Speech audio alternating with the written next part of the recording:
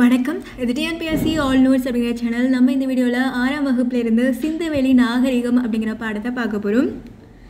So இந்த பாடம் term 1ல் இருக்குது. ஸோ இந்த பாடத்தில் நம்ம என்ன தெரிஞ்சுக்க போகிறோம்னா, சிந்துவெளி நாகரிகம்னா என்ன, அதோட சமகால நாகரிகத்துக்கு உள்ள தொடர்பு தெரிஞ்சுக்க போகிறோம். ஹரப்பா நாகரிகம் அப்படிங்கிறது ஒரு நகர நாகரிகம் அப்படிங்கிறத தெரிஞ்சுக்க போகிறோம். இந்த நாகரிக மக்களோட வாழ்க்கை முறையை பற்றி தெரிஞ்சுக்க போகிறோம். சிந்துவெளி நாகரிகம் எந்தெந்த இடங்களில் பரவி இருந்துச்சு அப்படிங்கிறத பார்க்க போகிறோம். இந்த இடங்களை நில வரைபடத்தில் நம்ம எங்கே இருக்குது அப்படிங்கிறதையும் பார்க்க போகிறோம். ஸோ காலக்கோடு கொடுத்துருக்காங்க. உலகத்தோட தொன்மையான நாகரிகங்கள் அப்படின்னு சொல்லிட்டு 4 கொடுத்துருக்காங்க. ஸோ ஃபஸ்ட்டு மெசபடோமியா நாகரிகம். அதோட காலகட்டம் பொது ஆண்டுக்கு முன் 3500 2000 வரைக்கும் மெசபடோமியா நாகரிகம். சீன நாகரிகம் 1700 1122 வரைக்கும் சீன நாகரிகம். இது பொது ஆண்டுக்கு முன் 1700 1122. எகிப்து நாகரிகம் 3100 1100 வரைக்கும் பொது ஆண்டுக்கு முன் 3100 1100 வரைக்கும் எகிப்து நாகரிகம். சிந்துவெளி நாகரிகம் 3300 1900 வரைக்கும் சிந்துவெளி நாகரிகம். 3300 1900 வரைக்கும் சிந்துவெளி நாகரிகம். இப்போ மேலே பார்த்துருக்கக்கூடிய எல்லா நாகரிகமே நதிக்கரை நாகரிகம் தான். இதெல்லாம் பார்க்கும்போது தெளிவாக தெரியும். மெசபடோமியா நாகரிகம் 3500 to 2000 கிமு பொது ஆண்டுக்கு முன். சிந்துவெளி நாகரிகம் 3300 to 1900 கிமு பொது ஆண்டுக்கு முன். எகிப்து நாகரிகம் 3100 to 1100 பொது ஆண்டுக்கு முன். சீன நாகரிகம் 1700 to 1122 பொது ஆண்டுக்கு முன் கொடுத்துருக்காங்க காலக்கோடு. இதில் முக்கியமாக சிந்துவெளி நாகரிகம் 3300 1900 முக்கியமாக பார்த்து வச்சுக்கணும். ஸோ இன்ட்ரோ கொடுத்துருக்காங்க. என்னென்னா, தொடக்கத்தில் மனிதர்கள் குழுக்களாக தான் இருந்தாங்க. அந்த குழுலேருந்து சமுதாயம் உருவானுச்சு. அந்த சமுதாயம்லாம் வளர்ந்து காலப்போக்கில் நாகரிகமாக மாறுனுச்சின்னு கொடுத்துருக்காங்க. மக்கள் ஏன் நதிக்கரையில் குடியேறினாங்க அப்படின்னா, அதற்கு காரணம் அங்கே இருக்கக்கூடிய வளமான மண் அவங்க அங்கே குடியேறி போகிறதுக்கு காரணமாக இருந்தது. ஆறுகளில் பாயக்கூடிய நன்னீர் குடிக்கிறதுக்கும் கால்நடைகளோட தேவைக்கும் பயன்பட்டுச்சு. போக்குவரத்துக்கு ஏற்ற வழிகளாகவும் நதிக்கரைகள் இருந்துச்சு. ஸோ இந்த காரணங்கள்னால அவங்க நதிக்கரையை தேர்ந்தெடுத்து அங்கே அவங்க குடியேறி போனாங்க. ஹரப்பா புதையுண்ட நகரம். ஹரப்பா அப்படிங்கிறது புதையுண்ட நகரம். ஹரப்பா நகரத்தோட இடிபாடுகளை முதல்ல எந்த ஆங்கிலேயர் விவரித்தார் அப்படின்னா, சார்லஸ் மேசன் அப்படிங்கிறவர் தான் முதல்ல ஹரப்பா நகரத்தோட இடிபாடுகளை அவரோட நூலில் சொல்லியிருக்காரு. சார்லஸ் மேசன் அப்படிங்கிறவர் சொல்லியிருக்காரு. ஸோ இவர் என்னென்னா, கிழக்கு இந்திய கம்பெனியில் ஒரு படை வீரராகவும் இருந்திருக்காரு, ஆராய்ச்சியாளராகவும் இருந்திருக்காரு. இவர் இப்போ இருக்கக்கூடிய பாகிஸ்தானில் இருக்கக்கூடிய இந்தியாவோட வடமேற்கு பகுதிகளை பார்த்தாரு. அப்போ சில செங்கல் திட்டுலாம் இருக்கிறத பார்த்தாரு. என்ன சொன்னாருன்னா, அந்த பாழடைந்த செங்கற்கோட்டை உயரமான சுவர்களுடனும் கோபுரங்களுடனும் ஒரு மலை மீது கட்டப்பட்டுள்ளது அப்படின்னு சொல்லிட்டு குறிப்பிட்டு சொல்லியிருக்காரு. இதுதான் ஹரப்பா இருந்ததற்கான முதல் வரலாற்று சான்றாகவே இந்த சார்லஸ் மேசன் சொன்னதை தான் சொல்லலாம். என்ன சொல்லியிருக்காரு, அந்த பாழடைந்த செங்கற்கோட்டை உயரமான சுவரோட கோபுரங்களோட ஒரு மலை மேலே கட்டப்பட்டிருந்துச்சு அப்படின்னு சொல்லிட்டு சார்லஸ் மேசன் சொல்லியிருக்காரு. ஹரப்பா இருந்ததற்கான முதல் வரலாற்று சான்று இதுதான். அடுத்தது, கிபி 1856 பொறியாளர்கள் லாகூர்லேருந்து கராச்சிக்கு ரயில் பாதை அமைக்கிறதுக்காக நிலத்தை தோண்டினப்போ அதிகமான சுட்ட செங்கற்களை கண்டுபிடிச்சிருக்காங்க. கிபி 1856 லாகூர்லேருந்து கராச்சிக்கு ஒரு ரயில் பாதை போடுறதுக்காக நிலத்தை தோண்டினப்போ நிறைய சுட்ட செங்கற்கள் கிடச்சிருக்கு. அப்போ அவங்களுக்கு அதோட வேல்யூ தெரியாதனால அதை ரயில் பாதைக்கு இடையில் போடக்கூடிய கற்களுக்கு பதிலாக பயன்படுத்தினாங்க. கிபி 1900 ஹரப்பா மொஹஞ்சதாரோ நகரங்களை அகழாய்வு செய்ய ஆரம்பித்தாங்க. அப்போது நகரத்தோட எஞ்சிய பகுதிகளை அவங்க கண்டுபிடிச்சாங்க. 1924 இந்திய தொல்பொருள் ஆய்வுத்துறையோட இயக்குனர் சர் ஜான் மார்ஷல் என்ன சொல்கிறாருன்னா ஹரப்பாவுக்கும் மொஹஞ்சதாரோவுக்கும் இடையில் பொதுவான அம்சங்கள் இருந்ததை கண்டுபிடிச்சார். 1920 ஜான் மார்ஷல் ஹரப்பாவுக்கும் மொஹஞ்சதாரோவுக்கும் இடையில் பொதுவான அம்சங்கள் இருந்ததை கண்டுபிடிச்சார். இது ரெண்டுமே ஒரு பெரிய நாகரிகத்தை சார்ந்த வெவ்வேறு பகுதிகள் அப்படிங்கிற ஒரு முடிவுக்கு வராரு. ஹரப்பாலையும் மொஹஞ்சதாரோலையும் கண்டுபிடிக்கப்பட்ட மண்பாண்டங்கள் இடையில் சிறிய அளவு வேறுபாடு இருக்கிறத ஆராய்ச்சியாளர்கள் கண்டுபிடிச்சாங்க. அதனால் ஹரப்பா நாகரிகம் மொஹஞ்சதாரோவை விட பழமையானது அப்படிங்கிற ஒரு முடிவுக்கும் வராங்க. பாக்ஸ் பார்த்துலாம். நாகரிகம் என்ற சொல் பண்டைய லத்தீன் மொழி சொல்லான சிவஸ் என்பதிலிருந்து வந்தது. இதோட பொருள் என்னன்னா நகரம். ஸோ நாகரிகம் அப்படிங்கிற சொல் வந்து ஒரு லத்தீன் மொழி சொல்லான சிவஸ் அப்படிங்கிறதுலேருந்து வந்திருக்கு. இதோட பொருள் என்னன்னா நகரம். தொல்லியலாளர்கள் எப்படி புதையுண்ட நகரத்தை கண்டுபிடிக்கிறாங்க அப்படின்னா செங்கற்கள், கற்கள், உடைந்த பானை ஓடிகள் இதெல்லாம் ஆராய்ந்து பார்த்து அது எந்தெந்த காலகட்டத்தில் பயன்படுத்தப்பட்டிருக்கு அப்படிங்கிறத பார்க்குறாங்க. இலக்கிய ஆதாரங்களையும் பார்க்குறாங்க.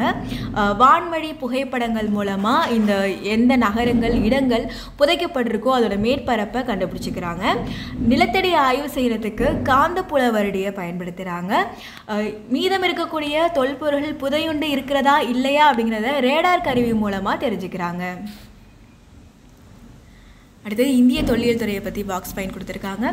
1861ஆம் ஆண்டு அலெக்சாண்டர் கன்னிங்ஹாம் என்ற நில அளவையாளர் உதவியுடன் நிறுவப்பட்டிருக்கு.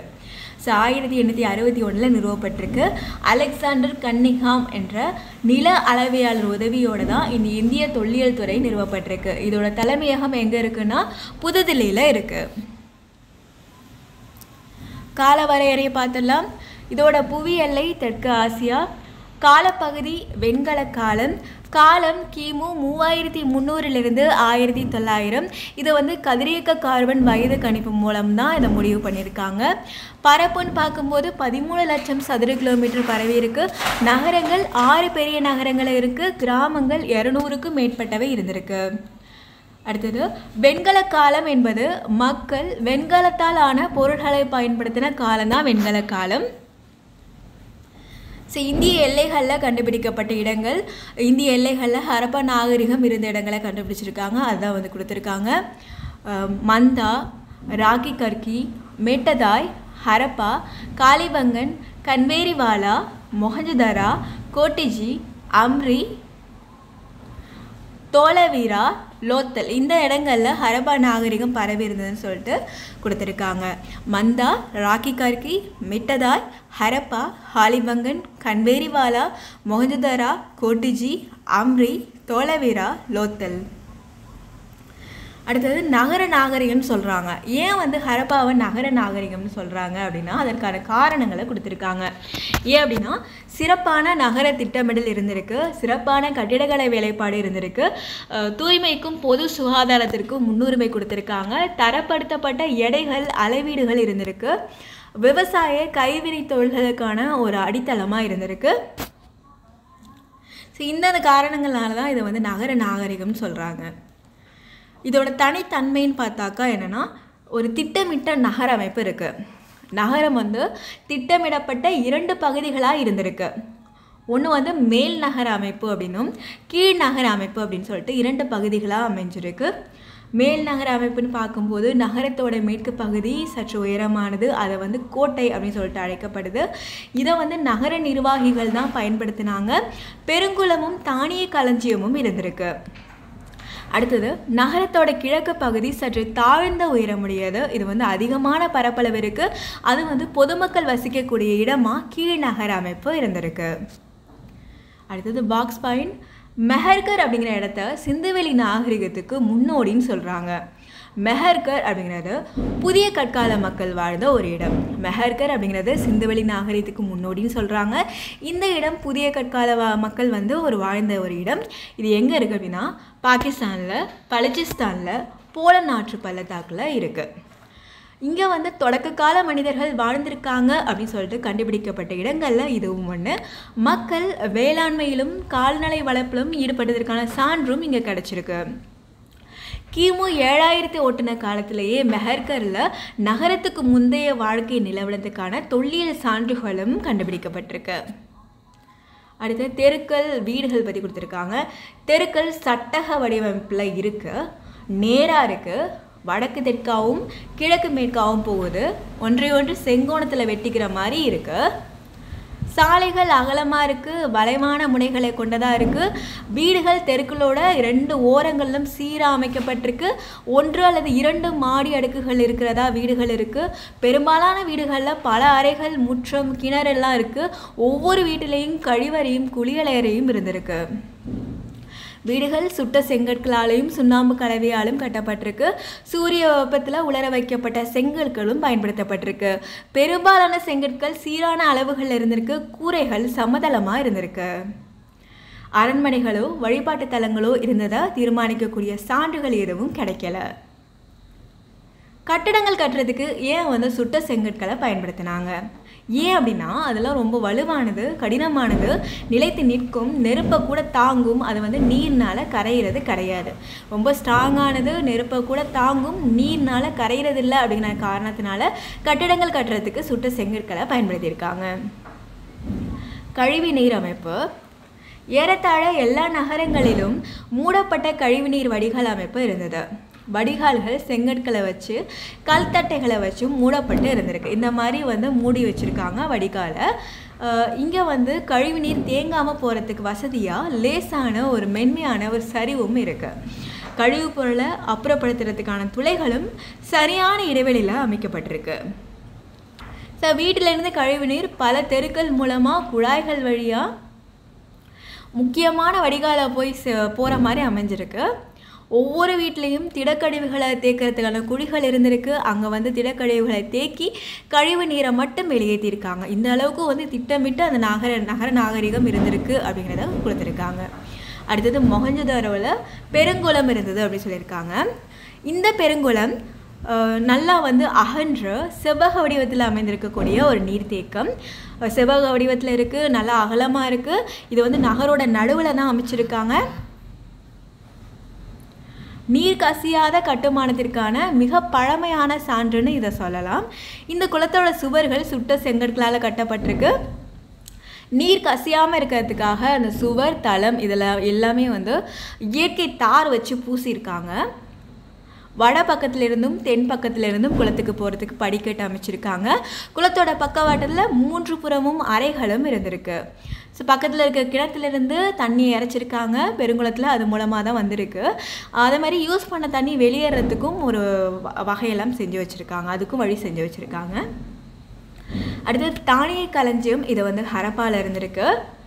தானிய களஞ்சியம் அப்படிங்கிறது செங்கற்களால் அடித்தளமிட்ட பெரிய உறுதியான கட்டட அமைப்புன்னு சொல்லலாம். இங்கே தானியங்களை சேகரித்து வச்சு பயன்படுத்தியிருக்காங்க. இதோட தலைவெடிப்புகளில் கோதுமை, பார்லி, திணை வகைகள், எள், பருப்பு இதோட மிச்சங்கள் கண்டுபிடிச்சிருக்காங்க. அடுத்தது செங்கற்களால் கட்டப்பட்ட சுவர்களை கொண்ட தானிய களஞ்சியம் ஹரியானாவில் ராக்கி கற்கையில் கண்டுபிடிச்சிருக்காங்க. இது முதிர்ச்சி அடைந்த ஹரப்பா காலத்தை சார்ந்தது. செங்கற்களால் கட்டப்பட்ட சுவர்கள் இருக்கக்கூடிய தானிய களஞ்சியம் ஹரியானாவில் ராக்கி கற்கையில் கண்டுபிடிச்சிருக்காங்க. இது முதிர்ச்சி அடைந்த ஹரப்பா காலத்தை சார்ந்தது. அடுத்தது பெரிய கட்டடம் இருந்ததுன்னு சொல்கிறாங்க. மொஹஞ்சதாரோவில் இருந்த இன்னொரு மிகப்பெரிய பொது கட்டடம் கூட்ட அரங்குன்னு சொல்லலாம். இது 20 தூண் இருந்ததான் 4 வரிசைகள் இருக்கக்கூடிய பரந்து விரிந்த கூடம். 20 தூண்கள் 4 வரிசைகள் இருக்கக்கூடிய பரந்து விரிந்த கூடமாக இருந்திருக்கு. அடுத்தது வணிகமும் போக்குவரத்தும் எப்படி இருந்ததுன்னு பார்க்கலாம். ஹரப்பா மக்கள் பெரிய வணிகர்களாக இருந்திருக்காங்க. இவங்க எடைகள்லாம் தரப்படுத்தப்பட்டு யூஸ் பண்ணியிருக்காங்க. பொருளோட நீளத்தை அளவிடுறதுக்கு அளவுகளில் குறிக்கப்பட்ட குச்சிகளையும் பயன்படுத்தியிருக்காங்க. சக்கர வண்டிகளை பயன்படுத்தியிருக்காங்க. மெசபடோமியாவோட ஒரு விரிவான கடல் வணிகம் நடந்திருக்கு. சிந்துவெளி முத்திரைகள் இப்போ இருக்கக்கூடிய ஈராக், குவைத், சிரியா இந்த பகுதிகளை குறிக்கக்கூடிய மெசபடோமியாவில் சுமேர் பகுதிகளில் கிடச்சிருக்கிறது மூலமாக இவங்க மெசபடோமியாவோடையும் கடல் வணிகம் செஞ்சுருக்காங்க அப்படிங்கிறத தெரிஞ்சுக்க முடியுது. சுமேரியாவோட அக்காடிய பேரரசுக்கு உட்பட்ட அரசன் நாரம்சிம் என்பவர் சிந்துவெளி பகுதியில் இருக்கக்கூடிய மெலுக்கா அப்படிங்கிற இடத்துல இருந்து அணிகலன் வாங்கினதா நாரம்சிம் குறித்த காவியத்தில் கூறப்பட்டிருக்கு. சுமேரியாவோட அக்காடிய பேரரசுக்கு உட்பட்ட அரசன் தான் நாரம்சின். இவர் வந்து சிந்துவெளியில் மெலுக்கா அப்படிங்கிற இடத்துல இருந்து அணிகலன் வாங்கியிருக்காரு அப்படின்னு சொல்லிட்டு அவரோட நூலில் வந்து சொல்லியிருக்காங்க. போக்குவரத்துக்கு எதை பயன்படுத்தியிருக்காங்க? காளைகளை பயன்படுத்தியிருக்காங்க. பாரசீக வளைகுடா மெசபடோமியாவில் கண்டுபிடிக்கப்பட்டது மாதிரி உருளை வடிவ முத்திரைகள் சிந்துவெளி பகுதிகளிலும் இருக்கு. இது வந்து 2 பகுதிகளுக்கு இடையில் வணிகம் நடந்ததை காட்டுது. அடுத்தது கப்பல் கட்டும் தளம் லோத்தல் இருக்கு. இப்போ இருக்கக்கூடிய குஜராத்தில் லோத்தலில் கப்பல் கட்டும் மற்றும் செப்பனிடம் தளம் அப்படிங்கிறது கண்டுபிடிக்கப்பட்டிருக்கு. இது வந்து அவங்க கடல் வணிகம் செஞ்சாங்க அப்படிங்கிறத உறுதிப்படுத்துது. லோத்தல் அப்படிங்கிற இடம் குஜராத்தில் சபர்மதி ஆற்றோட ஒரு துணை ஆற்றோட கரையில் அமைஞ்சிருக்கு. லோத்தல் அப்படிங்கிற இடம் குஜராத்தில் சபர்மதி ஆற்றோட ஒரு துணை ஆற்றோட கரையில் அமைஞ்சிருக்கு. அடுத்து மொஹஞ்சதாரோவில் தலைவர் ஒரு சிலையை பற்றி சொல்கிறாங்க. அமர்ந்த நிலையில் உள்ள ஒரு ஆண் சிலை மொஹஞ்சதாரோவில் இருக்கக்கூடிய ஒரு கட்டிடத்திலிருந்து கண்டுபிடிச்சாங்க. அது வந்து நெத்தியில் ஒரு தலை பட்டை இருந்திருக்கு. வலது கை மேல் பகுதியில் ஒரு சிறிய அணிகலனும் இருந்திருக்கு. அதோட தலைமுடி தாடி எல்லாமே வந்து ப்ராப்பராக இருக்குது. காதுக்கு கீழே காணப்படக்கூடிய 2 துளைகள் தலையில் போடக்கூடிய அணிகலனை காது வரைக்கும் போடுறதுக்காக யூஸ் பண்ணியிருக்கலாம் அப்படின்னு சொல்லிட்டு சொல்கிறாங்க. இடது தோலில் வந்து பூக்கள் வளையங்களோட ஒரு பேட்டர்னில் வந்து ஒரு மேலங்கியால் மூடப்பட்ட மாதிரிக்கு அந்த இடது தோலில் ஒரு பேட்டர்ன் கொடுத்துருக்காங்க. இந்த மாதிரி வடிவமைப்பு வந்து அந்த பகுதியில் இருக்க மக்களால் இன்றைக்கி வரைக்கும் யூஸ் பண்ணிக்கிட்டு இருக்காங்க அப்படிங்கிறதையும் சொல்கிறாங்க. அடுத்து தொழில்நுட்பம் அப்படிங்கிற பார்க்கும்போது சிந்துவெளி நாகரிக மக்கள் தரப்படுத்தப்பட்ட எடைகள் அளவீடுகளை பயன்படுத்தியிருக்காங்க.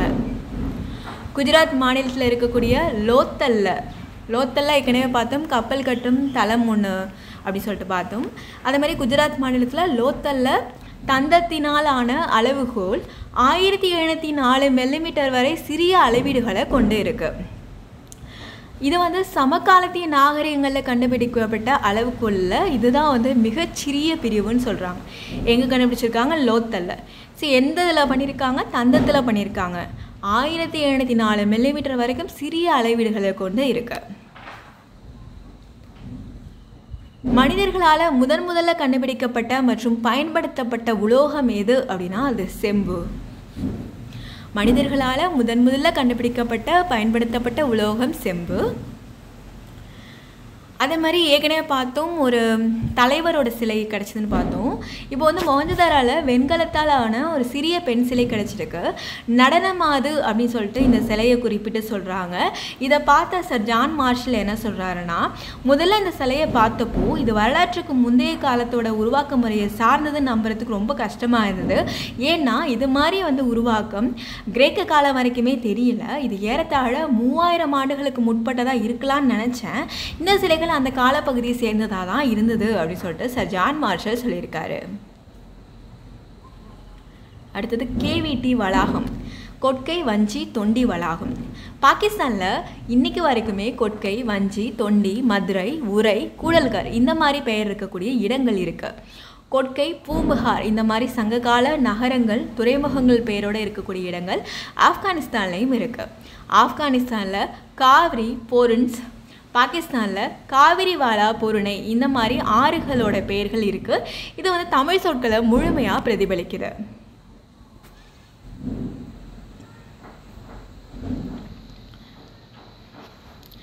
சிந்துவெளி நாகரிகத்தோட மறைந்த பொக்கிஷங்களை பற்றி உனக்கு தெரியுமான்னு கேட்டிருக்காங்க. உடை அப்படின்னு பார்க்கும்போது பொதுவாக வந்து பருத்தி ஆடை தான் வந்து போட்டிருக்காங்க. நூற்கவும் தெரிஞ்சிருக்கு. கம்பளி ஆடைகளும் யூஸ் பண்ணியிருக்காங்க. குடியிருப்புகள் தரைமட்டத்திலிருந்து நல்லா உயர்த்தி தான் கட்டியிருக்காங்க. அமைதியான வாழ்க்கையை தான் வாழ்ந்திருக்காங்க. ஏன்னா சில ஆயுதங்கள் மட்டும்தான் அவங்கள்ட்ட இருந்திருக்கு. படை இருந்ததற்கான எந்த ஒரு ஆதாரமும் இல்லை. அவங்கள்ட்ட வந்து ஆடைகள் இருந்திருக்கு, விலை மதிப்பில்லாத நகைகள் இருக்குது, ஒரு மேம்பட்ட நகர வாழ்க்கையும் வாழ்ந்திருக்காங்க.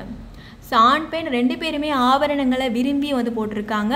கழுத்தணிகள், கையணிகள், வளையல்கள், மோதிரங்கள், காதணிகள், காலணிகள் இது எல்லாமே வந்து போட்டிருக்காங்க. தங்கம், வெள்ளி, தந்தம், சங்கு, செம்பு, சுடுமண், விலையுயர்ந்த கற்களால் அணிகலன்கள் செய்யப்பட்டிருக்கு. சிந்துவெளி மக்கள் இரும்பு மற்றும் குதிரையை தெரிஞ்சிருக்கலை. சிந்துவெளி மக்களுக்கு இரும்பும் குதிரையும் தெரியலை. சிந்துவெளி மக்கள் ஆபரணம் செய்ய சிவப்பு நிற மணிக்கற்களை பயன்படுத்தியிருக்காங்க. சிந்துவெளி மக்கள் ஆபரணம் செய்கிறதுக்கு சிவப்பு நிற மணிக்கற்களை பயன்படுத்தியிருக்காங்க. ஸோ இவ்வளோ ப்ராப்பராக இருந்திருக்காங்களே, அவங்கள நிர்வகித்தது யார் அப்படின்னா, கண்டிப்பாக வந்து ஒரு அதிகார மையம் இருக்கணும், இல்லாட்டி இவ்வளோ ப்ராப்பராக அவங்க வந்து எதுவுமே பண்ணியிருக்க முடியாது அப்படின்னு சொல்லிட்டு வரலாற்று ஆசிரியர்கள் நம்புகிறாங்க. தொழில் அப்படின்னு பார்க்கும்போது அவங்களோட முக்கியமான தொழில் அப்படின்னு சொல்லிட்டு குறிப்பிட்டு எதையும் சொல்ல முடியல. ஆனாலுமே அவங்க வேளாண்மை பண்ணியிருக்காங்க, கைவினை பொருள் செஞ்சுருக்காங்க, பானையெல்லாம் செஞ்சுருக்காங்க, அணிகலன்கள்லாம் செஞ்சுருக்காங்க அப்படிங்கிறத மட்டும் தெரியுது. வர்த்தகர்கள், வணிகர்கள், கைவினைஞர்கள் இருந்திருக்காங்க. கால்நடை வளர்ப்பும் அவங்களோட தொழிலாக இருந்திருக்கு. அவங்களுக்கு சக்கரத்தோட பயன்பாடும் தெரிஞ்சிருக்கு. மண்பாண்டங்களை சக்கரங்களை வச்சு உருவாக்குனாங்க. அதை வந்து தீயில போட்டு சுட்டிருக்காங்க. சிவப்பு வண்ணத்தில் இருந்திருக்கு. அதில் கருப்பு வண்ணத்தில் அழகான வேலைப்பாடுகளை செஞ்சுருக்காங்க. அங்கே வந்து பானை துண்டுகள் கிடச்சிருக்கு. அதில் விலங்குகளோட உருவம் இதெல்லாம் வந்து காணப்படுது. சமய நம்பிக்கை அப்படின்னு பார்க்கும்போது சிந்துவெளி மக்களோட வழிபாடு மத நடைமுறையை பற்றி எந்த ஒரு ஆதாரமும் கிடைக்கல. ஆனால் அங்கே இருக்கக்கூடிய பெண் சிலைகள் மூலமாக அவங்கக்கிட்ட தாய் தெய்வ வழிபாடு இருந்திருக்கலாம் அப்படின்னு மட்டும் தெரியுது.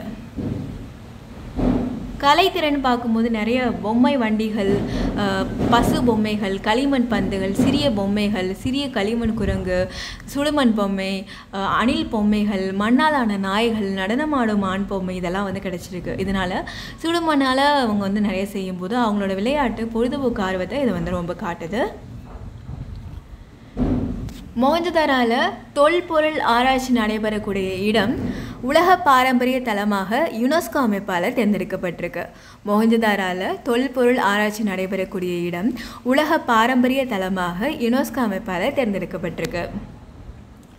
ஹரப்பா நாகரிகத்துக்கு நடந்தது என்ன அப்படின்னா, இந்த காலகட்டம் கிமு 1900 ஹரப்பா நாகரிகம் அப்படிங்கிறது சரிய ஆரம்பிச்சது. அதற்கு முக்கியமான காரணங்கள் என்ன சொல்கிறாங்கன்னா, ஒன்று ஆற்றோட கரையில் இருந்ததுனால வெள்ளப்பெருக்கு வந்திருக்கலாம், இல்லை வந்து சுற்றுச்சூழல் மாற்றம் அடைஞ்சிருக்கலாம், இல்லை படையெடுப்புகள் நடந்திருக்கலாம், இயற்கை சீற்றங்கள் வந்திருக்கலாம், காலநிலை மாற்றம் அடைஞ்சிருக்கலாம், காடுகள் அழிஞ்சிருக்கலாம், தொற்றுநோய் தாக்குதல் ஏற்பட்டிருக்கலாம். முதல் எழுத்து வடிவம் சுமேரியர்களால் உருவாக்கப்பட்டது. முதல் எழுத்து வடிவம் அப்படிங்கிறது சுமேரியர்களால் உருவாக்கப்பட்டுச்சு. சிந்துவெளி நாகரிகத்தோட பொதுவான உண்மைகள் பார்த்தாக்கா, உலகத்தோட மிக பழமையான நாகரிகங்களில் ஒன்று. பழமையான 4 நாகரிகத்தை நம்ம பார்த்தோம் இல்லையா, அதில் வந்து பெரிய அளவு பரப்பளவு கொண்டது வந்து சிந்துவெளி நாகரிகம். உலகத்தோட முதல் திட்டமிடப்பட்ட நகரங்கள் சொல்லலாம். மேம்பட்ட சுகாதாரம், வடிகால் அமைப்பு இருக்குது. சுத்தம் மற்றும் சுகாதாரம் இது வந்து உணர்வு வந்து ரொம்ப அதிகமாக இருந்திருக்கு. கதிரியக்க கார்பன் வயது கணிப்பு முறை தொல்லியல் ஆய்வாளர்களுக்கான தரப்படுத்தப்பட்ட முறை. கார்பனோட கதிரியக்க ஐசோடோப்பான கார்பன் 14 பயன்படுத்தி ஒரு பொருளோட வயதை அறியக்கூடிய முறை கதிரியக்க கார்பன் முறை அல்லது கார்பன் 14 முறை அப்படின்னு சொல்லிட்டு அழைக்கப்படுது. ஸோ இதோட வந்து முடியுது. கார்பனோட கதிரியக்க ஐசோடோப்பான கார்பன் 14 பயன்படுத்தி ஒரு பொருளோட வயதை அறியக்கூடிய முறை கதிரியக்க கார்பன் முறை அல்லது கார்பன் 14 முறை என்று அழைக்கப்படுகிறது. மேல் பார்வை பார்த்தலாம். ஸோ எப்போ வந்து மனிதன் நிலையாக வாழ ஆரம்பித்தானோ அதுதான் வந்து நாகரிகத்தோட தொடக்கமாக குறிக்கப்படுது. நாகரிகம் வளர்கிறதுக்கு ஆற்றங்கரை முக்கியமான பங்கு வகிச்சிருக்கு. ஹரப்பா நாகரிகம் ஒரு நகர நாகரிகம். நன்கு திட்டமிடப்பட்ட நகரங்களும் சரியான கோணங்களில் ஒன்றை வெட்டுகின்ற அகலமான சாலைகளும் மூடப்பட்ட வடிகால் வசதிகளும் இருந்திருக்கு. பொறியியல் திறன் அதிகமாக இருந்திருக்கு. பெருங்குளம் ஒன்று கட்டியிருக்காங்க. உலகத்திலேயே முதல்ல கட்டப்பட்ட ஒரு பொது குளம்னா இதை தான் வந்து சொல்லலாம். நாகரிகத்தோட பரப்பளவுன்னு பார்க்கும்போது மேற்கில் பலூச்சிஸ்தானோட மக்ரான் கடற்கரை வரைக்கும் இருந்திருக்கு. கிழக்கில் காகர் காக்ரா நதி பள்ளத்தாக்கு வரைக்கும், வடகிழக்கில் ஆப்கானிஸ்தான், தெற்கில் மகாராஷ்டிரா வரைக்கும் பரவி இருந்திருக்கு.